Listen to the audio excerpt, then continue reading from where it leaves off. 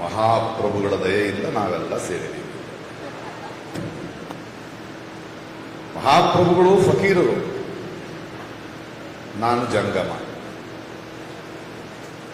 ಸ್ಥಾವರ ಕಳಿವುಂಟು ಜಂಗಮ ಕಳಿ. ಪ್ರತಿರೋಧಕ್ಕೆ ಅಳಿವಿಲ್ಲ, ಪ್ರಜೆಗೆ ಅಳಿವಿಲ್ಲ. ಇರಲಿ, ಈ ಶ್ರೀ ಶ್ರೀ ಶ್ರೀ ಜಗದ್ಗುರು ಮಹಾ ಸುಳ್ಳುಗಾರ ಮಹಾಪ್ರಭುಗಳ ಹೊಸ ಸುಳ್ಳು ಈಗಷ್ಟೇ ಸುದ್ದಿ ಬಂದಿದೆ ನನಗೆ. ಬರ ಪರಿಹಾರ ಕೇಳಿ ಕೇಂದ್ರವನ್ನ ಸರ್ಕಾರ ಕೇಳಿತ್ತು. ಕರ್ನಾಟಕದ ಸರ್ಕಾರ ಇವತ್ತು ಬೆಳಿಗ್ಗೆ ಕೋರ್ಟ್ಗೆ ಹೋಗಿದ್ದಾರೆ. ಅಲ್ಲಿ ಮಹಾಪ್ರಭುಗಳ ವಕೀಲರು ಇನ್ನೊಂದು ಸುಳ್ಳು ಹೇಳಿದ್ದಾರೆ. ಏನು ಸುಳ್ಳು ಹೇಳಿದ್ದಾರೆ? ಇವತ್ತು ಬರ ಪರಿಹಾರ ನೀವು ಕೇಂದ್ರಕ್ಕೆ ಕೇಳಬೇಕಾಗಿತ್ತು, ನೇರವಾಗಿ ಅವರು ಸುಪ್ರೀಂ ಕೋರ್ಟ್ಗೆ ಬಂದಿದ್ದಾರೆ, ಆದ್ದರಿಂದ ನಾವು ಕೊಡಕ್ಕಾಗಲ್ಲ. ನೀವು ಸುಪ್ರೀಂ ಕೋರ್ಟ್ನವರು ದಯವಿಟ್ಟು ಒಂದು ನೋಟಿಸ್ ನಮಗೆ ಕಳಿಸ್ಬೇಡಿ.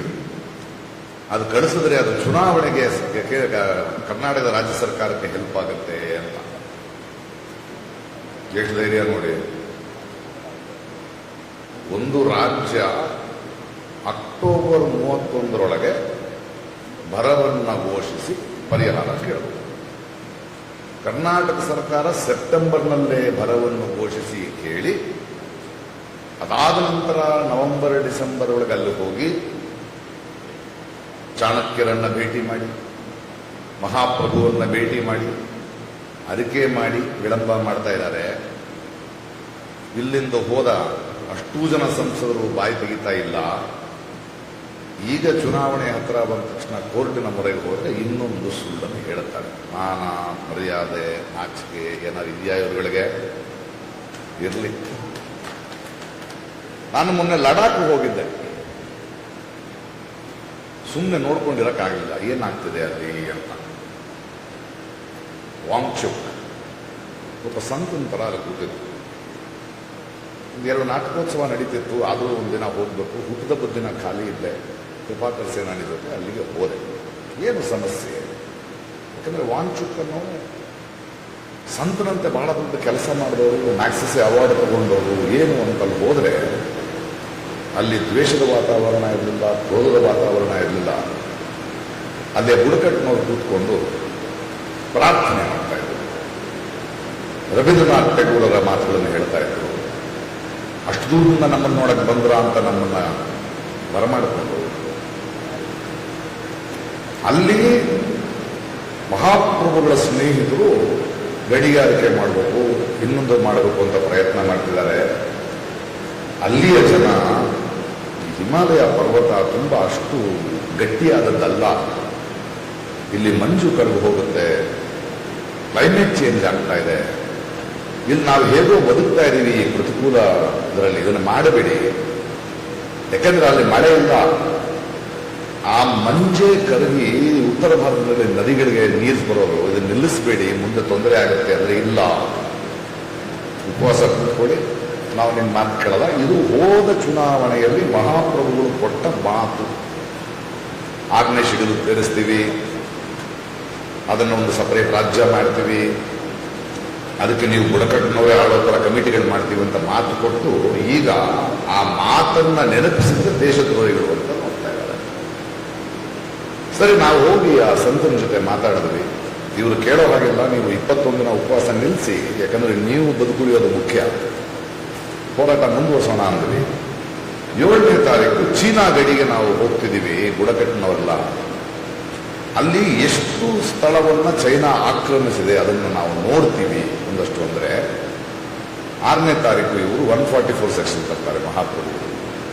4 ಜನರ ಮೇಲೆ ಸೇರಂಗಿರುವಂತೆ ಇಂಟರ್ನೆಟ್ ಕಟ್ ಮಾಡ್ತಾರಂತೆ. ಅಂದ್ರೆ ಮಹಾಪ್ರಭುಗಳು ಹಾಕಿಕೊಂಡಿರುವ ವೇಷದೊಳಗಡೆ ಬೆವರುತ್ತಾ ಇದ್ದಾರೆ ಅಂತ ಅರ್ಥ. ಬೆವರು ಶುರುವಾಗೋಗಿದೆ. ಈ ಮಹಾಪ್ರಭುಗಳ ವೇಷಗಳನ್ನು ನಾನು ನೋಡಿದ್ದೀನಿ ಬಹಳ. ಸುಳ್ಳುಗಾರಲ್ಲ. ನಮ್ಗೆ ಸಿನಿಮಾದಲ್ಲಿ ಒಂದು ಗರ್ಭನಲ್ಲಿ ಇರ್ತಿದ್ರು ಈ ವಿಲನ್ಗಳು. ಅವ್ರ ವೇಷ ಹೆಂಗಪ್ಪ ಮುಡಿಸ್ಕೊಳ್ಳೋದು, ಟಕ್ಕಂತ ಒಂದು ಚುಕ್ಕಿ ಇಟ್ಕೊಂಡ್ಬಿಟ್ರೆ ಅವ್ರು ಬೇರೆ ಅಂತೆ. ಪೊಲೀಸರು ನಡ್ಕೊಂಡು ಹೋಗ್ತಾರೆ ಬರ್ತಾರೆ, ಅವ್ರು ಆ ಕಡೆ ಹೋದ ತಕ್ಷಣ ತೆಗೆಯೋದು. ಅದಕ್ಕೆ ಇವರು ಸಾಕಷ್ಟು ವೇಷಗಳನ್ನು ಹಾಕೊಳ್ತಾ ಇರ್ತಾರೆ. ಅವರ ತುಂಬಾ ಅಂತಃಪುರದ ಮಾತುಗಳು ಅವರ ಕಾಸ್ಟ್ಯೂಮರ್ಸ್ಗೆ ಗೊತ್ತು, ಇನ್ನೊಬ್ಬರು ಗೊತ್ತಿಲ್ಲ. ಅಂತಃಪುರದೊಳಗೆ ಕಾಸ್ಟ್ಯೂಮರ್ಗಳು ಮೇಕಪ್ ಅನ್ಗಳಿದ್ದಾರೆ. ಇದು ಏನು ಅಂತ ಒಂದ್ರೆ ನಾನು ಹೈದರಾಬಾದ್ನಲ್ಲಿ ಕಣ್ಣಾರೆ ನೋಡಿದೆ. ಅಲ್ಲೊಂದು ದೊಡ್ಡ ಒಂದು ಶಿಲೆಯ ಉದ್ಘಾಟನೆಗೆ ಮಹಾಪ್ರಭುಗಳು ಆಗಮಿಸುತ್ತಿದ್ದರು. ಬಂದಾಗ ಒಂದು ಪ್ಯಾಂಟು ಶರ್ಟು ಕೋಟು ಹಾಕೊಂಡಿದೆ ಅಲ್ಲ, ಬಂದರು. ಆದರೆ 1 ಗಂಟೆ ಮುಂಚಿತವಾಗಿ ಬಂದರು ಮಹಾಪ್ರಭುಗಳು ಹೈದರಾಬಾದಿಗೆ. ಯಾಕೆ ಅಂತ ನನಗೆ ಅರ್ಥ ಆಗಲಿಲ್ಲ. ಯಾಕಂದರೆ ಅವರ ಪುಷ್ಪಕ ವಿಮಾನದಲ್ಲಿ ಬಂದು ಇಳಿತಾರಲ್ಲ ಕರೆಕ್ಟ್ ಟೈಮಿಗೆ. ದಿಢೀರಂತ ಅಲ್ಲಿಯ ಒಂದು ಕೋಣೆಯೊಳಗೆ ಹೋದರು. ಕೋಣೆಯೊಳಗೆ ಒಂದಷ್ಟು ಮೇಕಪ್ ಪೆನ್ಗಳೆಲ್ಲ ಒಳಗಡೆ ಹೋದರು. ಹೊರಗಡೆ ಬರ್ತಾರೆ, ಅಷ್ಟು ವಿಭೂತಿ ಪಡ್ಕೊಂಡು ಒಂದು 45 ನಿಮಿಷ ಮೇಕಪ್ ರೀ ಆ ಮನುಷ್ಯನಿಗೆ. ಮಹಾಪ್ರಭು 45 ನಿಮಿಷ ವಿಕಾರವಾಗಿ ವಿಭೂತಿಗಳನ್ನು ಬಳಕೊಂಡು ಒಂದು ಪಂಚೆ ಕಟ್ಕೊಂಡು ಶಲ್ಯ ಹಾಕ್ಕೊಂಡು ಹಂಗೆ ಬಂದು ಸ್ವಾಮಿ. ಅವ್ರ ಜೊತೆ ಅವರ ಅಂಗರಕ್ಷಕರು ಸಫಾರಿ ಸೂಟ್ನಲ್ಲಿದ್ರಲ್ಲ, ಅವರು ಸಿಲ್ಕ್ ಪಂಚೆ, ಒಂದು ಜನಿವಾರ, ಇವರು ಸುತ್ತೋದು. ಎಷ್ಟು ಭಯ ನೋಡಿ, ದೇವಸ್ಥಾನದೊಳಗೂ ಭಯ ಅವರಿಗೆ. ಮುಗೀತು ಕಾರ್ಯಕ್ರಮ, ಹೊರಟು ಅಂದ್ರೆ ಮತ್ತೆ ರೂಮ್ ಒಳಗೋದ್ರು. ಹೊರಗಡೆ ಬರಬೇಕಾದ್ರೆ ಮುಂದಿನ ಕಾಸ್ಟ್ಯೂಮ್ನಲ್ಲಿ ಹೊರಟರು. ಕೆಳಗಿದ್ದ ಕಾಸ್ಟ್ಯೂಮ್ ಮೇಕಪ್ ಡಿಪಾರ್ಟ್ಮೆಂಟ್ ಅನ್ನು ನಾನು ಕೇಳಿದೆ, ಅಲ್ಲ ಮಹಾಪ್ರಭು ಹೊರಟರು, ಅಲ್ಲೇನಂದ್ರೆ ಅಲ್ಲಿ ಬೇರೆ ಟೀಮ್ ರೆಡಿ ಇದೆಯಂತೆ, ಅಲ್ಲೊಂದು ಕಾಸ್ಟ್ಯೂಮ್ ಟೀಮ್ ಇದೆಯಂತೆ. ಇದು ಮಹಾಪ್ರಭುಗಳ ದಿನಚರಿ. ಅದರಲ್ಲಿ ಬೆಳಗಾವಿಗೆ ಬಂದಿದ್ದೀನಿ. ನಾನು ಮಾತಾಡ್ತಿರೋದು ನಿಮ್ಮ ಜೊತೆ ಅಲ್ಲ, ನಮಗೆಲ್ಲ ವಿಷಯ ಗೊತ್ತು. ಮಾಧ್ಯಮಗಳ ಮೂಲಕ ಹೋಗಬೇಕಾಗಿರೋದು ಜನಸಾಮಾನ್ಯನಿಗೆ. ನನಗೆ ಇಲ್ಲಿ ನೆರೆದಿರುವ ಜನಸಂಖ್ಯೆ ಮುಖ್ಯ ಅಲ್ಲ. ಇದನ್ನ ಮಾಧ್ಯಮಗಳ ಮೂಲಕ, ಟಿವಿಗಳ ಮೂಲಕ ಬದಲಾವಣೆ ಆಗಬೇಕಾದ್ರೆ ಆ ಜನಸಾಮಾನ್ಯನಿಗೆ ಕೆಲವು ವಿಷಯಗಳನ್ನ ಹೇಳಿದೆ. ಬೆಳಗಾವಿಗೆ ಬರೋದಕ್ಕೆ ಮುಂಚೆ ಒಂದಷ್ಟು ನನ್ನ ಆತ್ಮೀಯರ ಹತ್ರ ಜನ ಏನಂತಾರೆ ಕೇಳ್ರಿ ಅಂತ ಹೇಳಿದೆ. ಕೆಲವರಿಗೆ ಈ ಮಹಾಪ್ರಭುಗಳು ಇಷ್ಟ ಇಲ್ಲ, ಬಟ್ ಬಹಳ ಜನಕ್ಕೆ ಮಹಾಪ್ರಭು ತುಂಬಾ ಇಷ್ಟ ಆಗಿದ್ದಾರೆ. ಅಭಿವೃದ್ಧಿ ಮಾಡಿದಾರಂತೆ, ಗಡಿ ಕಾಯ್ತಿದಾರಂತೆ, ದೇಶವನ್ನ ಆರ್ಥಿಕ ಸ್ಥಿತಿ ಬಹಳ ಸುಸ್ಥಿರವಾಗಿ ತಗೊಂಡು ಹೋಗಿದಾರಂತೆ. ಇನ್ನೊಬ್ರು ನಮ್ಮ ಸಾಹುಕಾರ ಹೇಳ್ತಾರೆ, ಅವ್ರನ್ನ ನಾವು ಓಟ್ ಹಾಕ್ತೀವಿ, ಅವ್ರು ಮಹಾಪ್ರಭು ಬಂದ್ರೆ ಮಹಾಪ್ರಭು ಓಟ್ ಹಾಕ್ತಾರಂತೆ. ಒಬ್ಬ ಹೆಣ್ಮಗಳು ನನ್ನ ಯಜಮಾನ್ರು ಏನ್ ಹೇಳ್ತಾರೋ ಅವ್ರಿಗೆ ಓಟ್ ಹಾಕ್ತೀನಿ ಅಂತ. ಆತ್ಮೀಯ ಪ್ರಜೆಗಳೇ, ಹಂಗಲ್ಲ ಕತೆ. ನಿಮಗೆ ಮಹಾಪ್ರಭುವಿನ ನಗ್ನತೆ ಏನು ಅಂತ ತೋರಿಸ್ತೀನಿ. ನೀವು ಬರೀ ಕಾಸ್ಟ್ಯೂಮ್ ನೋಡ್ತಾ ಇದ್ದೀನಿ. ವಿಶ್ವಗುರು, ಗಡಿ ಕಾಯೋ ವೀರ, ಆರ್ಥಿಕ ಸುಭದ್ರತೆ ತಂದ ಧೀರ ಸರಿನಪ್ಪ. ನಮ್ಮ ಗೆಳೆಯ ಏರ್ಪೋರ್ಟ್ಗಳು ಬದಲಾಗಿದೆ ಅಲ್ಲ, ಹೌದೇನಪ್ಪ? ಹೌದು, ಮಹಾಪ್ರಭುಗಳು ಬಂದ ಮೇಲೆ ಹವಾಯಿ ಚಪ್ಪಲಿಯವನು ಏರ್ಪೋರ್ಟ್ ಹೊರಡಬಹುದು ಅಂತಿದ್ನಲ್ಲ. ನಾನು ಸಿಂಪಲ್ ಆಗಿ ಒಂದು ಪ್ರಶ್ನೆ ಕೇಳಿದೆ, ಏರ್ಪೋರ್ಟ್ಗಳು ಬದಲಾಗಿದೆಯಾ, ಏರ್ಪೋರ್ಟ್ ಕೈ ಬದಲಾಗಿದೆಯಾ? ಅದಾನಿ ಕೈ ಬದಲಾಗಿದೆ ಅಷ್ಟೇ. ಏರ್ಪೋರ್ಟ್ ಬದಲಾಗಿಲ್ಲ. ಆ ಗೆಳೆಯನ್ನ ಬೆಂಗಳೂರು ಏರ್ಪೋರ್ಟ್ನಲ್ಲಿ ಬಾಯಲ್ಲಿ ಒಂದು ಕಾಫಿ ಕುಡಿಯೋಣ ಅಂದೆ. ಅವನು ಮಹಾಪ್ರಭುವಿನ ಭಕ್ತ. ಅವನು 300 ರೂಪಾಯಿ. ನೀವು 300 ರೂಪಾಯಿ, ಹೌದು 300 ರೂಪಾಯಿ. ಇದು ಸರ್ಕಾರಕ್ಕೆ ಹೋಗ್ತಿಲ್ಲ, ಮಹಾಪ್ರಭುವಿನ ಮಿತ್ರ ಅದಾನಿ ಕೈ ಹೋಗ್ತಾ ಇದೆ. ಇದು ಮಹಾಪ್ರಭುವಿನ ವ್ಯಾಪಾರ. ರಸ್ತೆಗಳು ಬದಲಾಗುತ್ತಿದೆ. ಜನಸಂಖ್ಯೆ ಜಾಸ್ತಿ ಆಗ್ತಿದ್ದಂಗೆ ಅಭಿವೃದ್ಧಿ ಆಗಲೇಬೇಕು. ಆದರೆ ರಸ್ತೆ ಬದಲಾಗಿದೆ. ಹೌದು. ಟೋಲ್ ಗೇಟ್ ಮಾಫಿಯಾ ಗೊತ್ತಾ ನಿಮಗೆ? ಸಾಮಾನ್ಯ ಜನರೇ, ನೀವು ಟೋಲ್ ಪಾಸ್ ತಗೊಳ್ತಿರಲ್ಲ, ಮಿನಿಮಮ್ ಬ್ಯಾಲೆನ್ಸ್ 400 ರೂಪಾಯಿ ಇಡಬೇಕು. ನಿಮ್ ಜೋಬಿಂದ 400 ರೂಪಾಯಿನೇ. 1 ಕೋಟಿ ಜನ 400 ರೂಪಾಯಿ ಇಟ್ಟರೆ ಆ ದುಡ್ಡು ಇತ್ತು. ಸುಲಿಗೆ ಅಂದ್ರೆ ಇದು. ರಸ್ತೆಗಳಲ್ಲಿ ಓಡಾಡೋದ್ರೆಲ್ಲ ಟೋಲ್ ಗೇಟ್ ನೋಡಿದಿರಲ್ವ ನೀವು ಜನರೇ? 400 ರೂಪಾಯಿ ಮಿನಿಮಮ್ ಬ್ಯಾಲೆನ್ಸ್. ನಿಮ್ಮ ಕಷ್ಟಾರ್ಜಿತ ದುಡ್ಡು ಕೋಟ್ಯಾಂತರ 400 ರೂಪಾಯಿ ಸೇರಿದ್ರೆ ಎಲ್ಲಿಗೆ ಬಂತು? ಸಣ್ಣ ಸಣ್ಣ ವಿಷಯಗಳನ್ನ ಯೋಚನೆ ಮಾಡಿ. ಪೆಟ್ರೋಲ್ ಬೆಲೆ ಜಾಸ್ತಿ ಆಯ್ತದೆ, ನಮ್ಮ ಮಹಾಪ್ರಭುಗೋಸ್ಕರ ಕೊಡ್ತೀವಿ. 10 ರೂಪಾಯಿ ಜಾಸ್ತಿ ಆದ್ರೆ, 20 ರೂಪಾಯಿ ಜಾಸ್ತಿ ಆದ್ರೆ ನಿಮ್ಮನ್ನ ಮಂಗ ಮಾಡ್ತಿದ್ದಾನೆ ಮಹಾಪ್ರಭು. ಅದು 20 ರೂಪಾಯಿ ಜಾಸ್ತಿ ಆಗಿಲ್ಲ. ನೀನು ಕೊಂಡ್ಕೊಳ್ಳೋ ಪೆಟ್ರೋಲ್ಗೆ 20 ರೂಪಾಯಿ ಜಾಸ್ತಿ ಆಗುತ್ತೆ. ಆ ಗಾಡಿಯಲ್ಲಿ ಕೂತ್ಕೊಂಡು ನೀನು ಮಗುನ ಶಾಲೆಗೆ ಬಿಡಬೇಕಾದ್ರೆ ಶಾಲೆಯಲ್ಲಿ ಪೆಟ್ರೋಲ್ ಬೆಲೆ ಜಾಸ್ತಿ ಆಗಿದೆ, ಫೀಸ್ ಜಾಸ್ತಿ ಮಾಡಿದ್ದಾರೆ, ಅಲ್ಲೊಂದು 100 ರೂಪಾಯಿ ಜಾಸ್ತಿ ಆಗುತ್ತೆ. ದಿನಸಿ ಅಂಗಡಿಗೆ ಹೋದ್ರೆ ಅಕ್ಕಿ ಬೇಳೆ ಸಾರು ಪೆಟ್ರೋಲ್ ಬೆಲೆ ಜಾಸ್ತಿ ಆಗಿದೆ, ಅಲ್ಲಿಂದ ತಗೊಂಡ್ಬರಕ್ಕಾಗಲ್ಲ, ಅವನು ಜಾಸ್ತಿ ಮಾಡ್ತಾನೆ. ಆಟೋ ಹೋಗ್ತದೆ ಸರ್, ಆ ಪೆಟ್ರೋಲ್ ಬೆಲೆ ಜಾಸ್ತಿ ಆಗಿದೆ, ಅವನು ಜಾಸ್ತಿ ಮಾಡ್ತಾನೆ. ಕೊನೆ ನಿನ್ನ ಜಾಸ್ತಿ ಆಗೋದು 150 ರೂಪಾಯಿ ಕೊಡೋ ಮಂಗ ಅಂಗ. ಇದನ್ನ ಜನರಿಗೆ ತಿಳಿ ಹೇಳಬೇಕಾಗಿದೆ ನಾವು. ಸೈನ್ಯ ಕಾಸ್ಟ್ಯೂಮ್ ಹಾಕೊಂಡು ಹೋಗ್ಬಿಡ್ತಾರೆ ಇವರು, ಮಹಾ ಸೈನಿಕರ ತರ. ಆದರೆ ಅದೇ ಸೈನಿಕ ಒಬ್ಬ ಕಳಪೆ ಊಟ ಅಂತ ವಿಡಿಯೋ ಮಾಡ್ದ, ಅದು ನಿಮಗೆ ಕಣ್ಣು ಕಾಣಿಸ್ಬೇಕು, ಅವನನ್ನ ಸಸ್ಪೆಂಡ್ ಮಾಡಿದ್ರು. ಸತ್ಯಪಾಲ್ ಮಾಲಿಕ್ ಅಂತವರು ಪುಲ್ವಾಮ ನಿಲ್ಲಿಸಬಹುದಿತ್ತು. ಪುಲ್ವಾಮಾನ ಅದು ತುಂಬಾ ಡೇಂಜರಸ್ ಆದ ರಸ್ತೆ, ಅವರನ್ನ ಅಲ್ಲಿ ಕಳಿಸಬಾರ್ದು, ಒಂದು ಹೆಲಿಕಾಪ್ಟರ್ ಕಳಿಸ್ಕೋಣ ಅಂದ್ರೆ ಬೇಡ ಅಂದಿದ್ಯಾರು? ಮಹಾಪ್ರಭುಗಳು. ಅಲ್ಲಿ ಸತ್ತ ಯೋಧರನ್ನ ಉಪಯೋಗಿಸಿ ಮುಂದಿನ ಸಲ ಓಟ್ ಕೇಳಿದ್ದು ಹುತಾತ್ಮರ ಹೆಸರಿನಲ್ಲಿ ಯಾರು? ಮಹಾಪ್ರಭುಗಳು. ಸಾವಿನ ರಾಜಕಾರಣ ಮಾಡಿದ್ದಾರೆ ಮಹಾಪ್ರಭುಗಳು, ಅರ್ಥ ಮಾಡ್ಕೊಳ್ಳಿ. ಈ ಸಾವಿನ ರಾಜಕಾರಣ ಮಾಡಿದ ಹಿಂದೆ ಆ 40 ಜನರ ಮೇಲೆ ಆ ಮಕ್ಕಳು ಸತ್ತರಲ್ಲ ನಮ್ಮ ಯೋಧರು.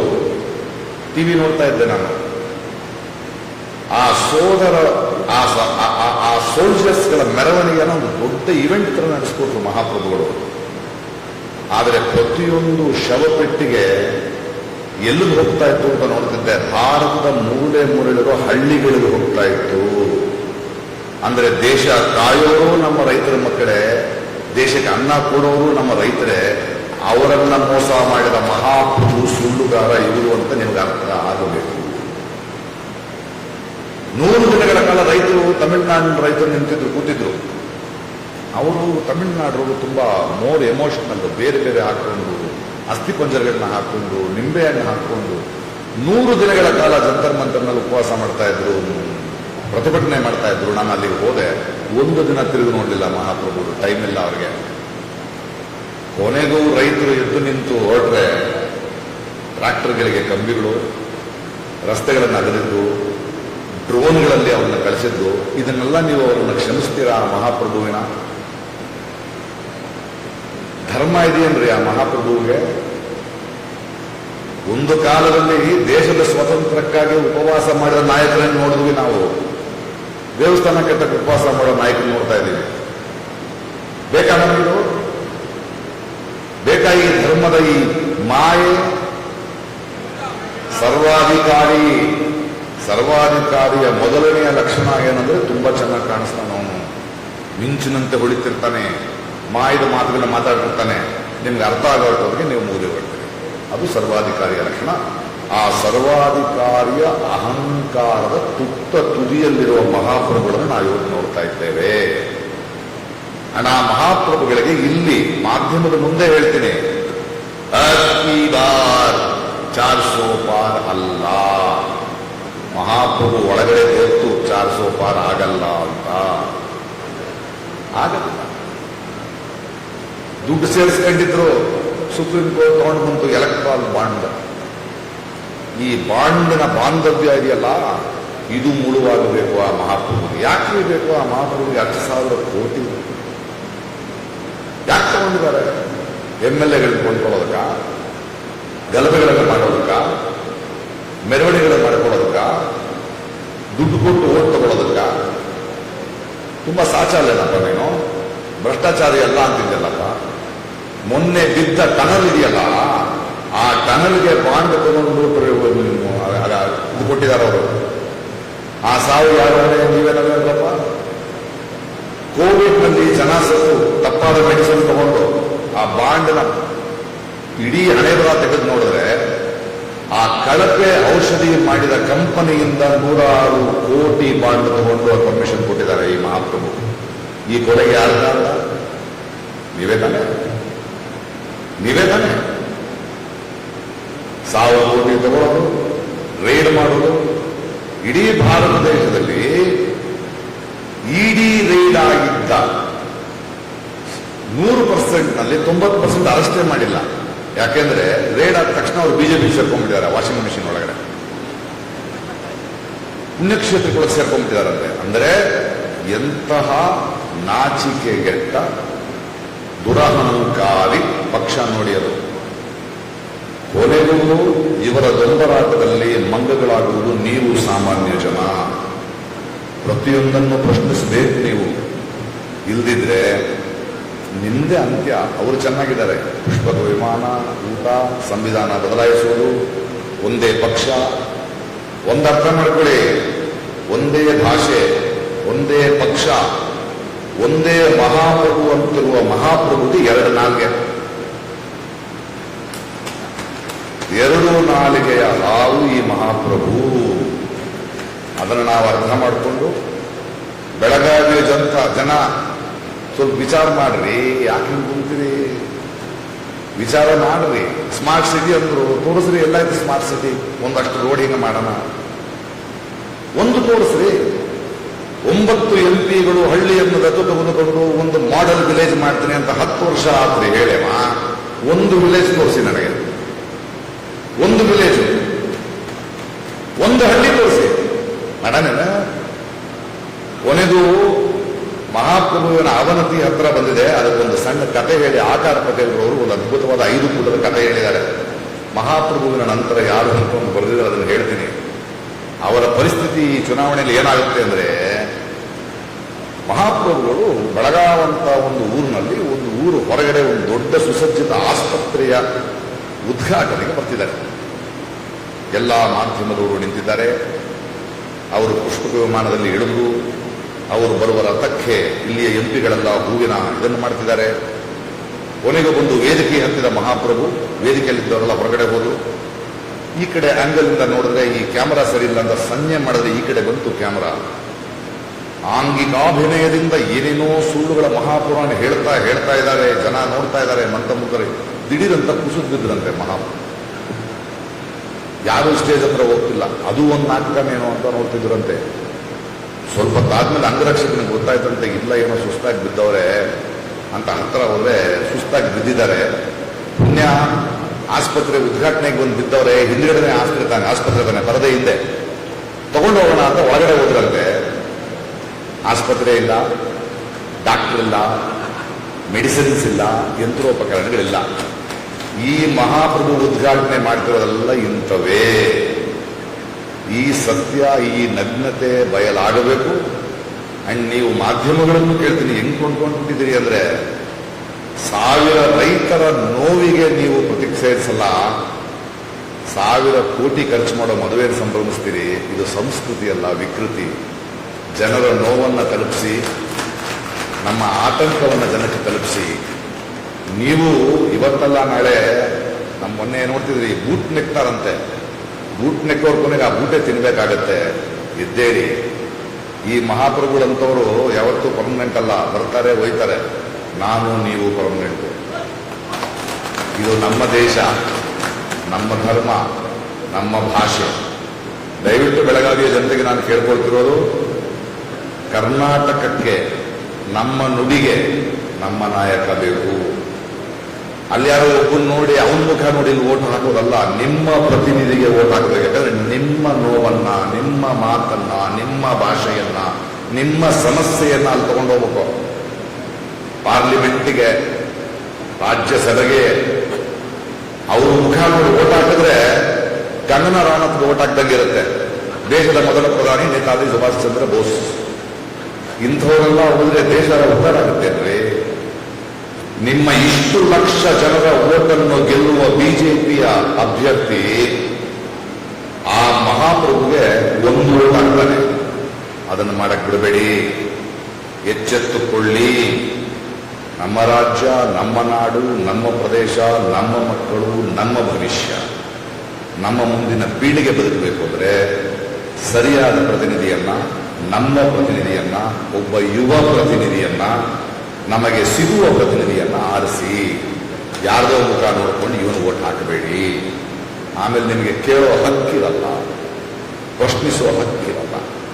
ದಯವಿಟ್ಟು ನಿಜವಾದ ದೇಶಭಕ್ತರಾದರೆ, ನಿಜವಾದ ಮನುಷ್ಯರಾದರೆ ಈ ಸರ್ವಾಧಿಕಾರಿಯನ್ನು ಇಳಿಸುವ ಜವಾಬ್ದಾರಿ ನಿಮ್ಮೆಲ್ಲರದು. ಜೈ ಭೀಮ್.